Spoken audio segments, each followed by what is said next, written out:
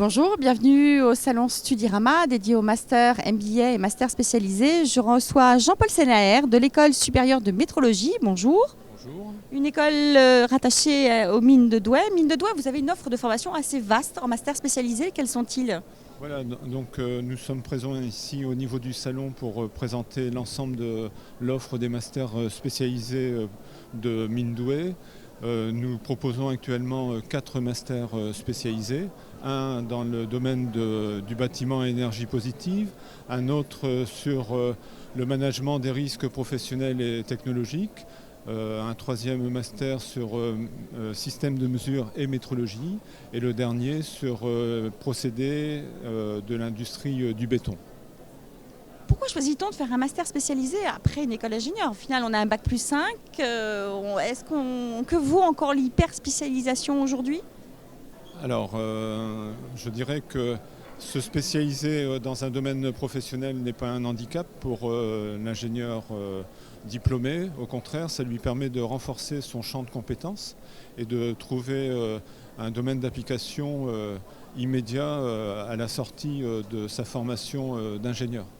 La formation d'ingénieur a pour vocation de donner un socle de base au niveau connaissances scientifiques. Le fait d'enrichir son champ de compétences dans une spécialisation va lui permettre de passer en application sur un domaine d'activité. Les masters spécialisés ont la réputation de coller aux besoins du marché. Les spécialisations que vous proposez, qu'offrent-elles comme débouchés à long terme ou à court terme?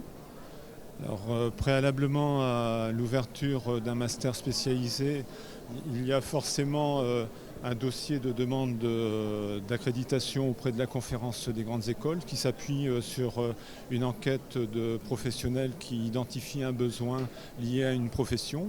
Et à partir de là, l'école en charge de cette spécialisation développe un programme pédagogique.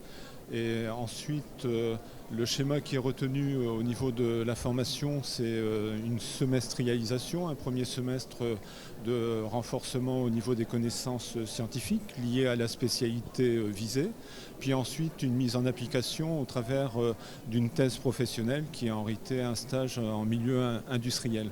Et donc le fait de réaliser la mise en pratique dans l'environnement de l'entreprise permet de positionner correctement le diplômé du master spécialisé sur son secteur d'activité.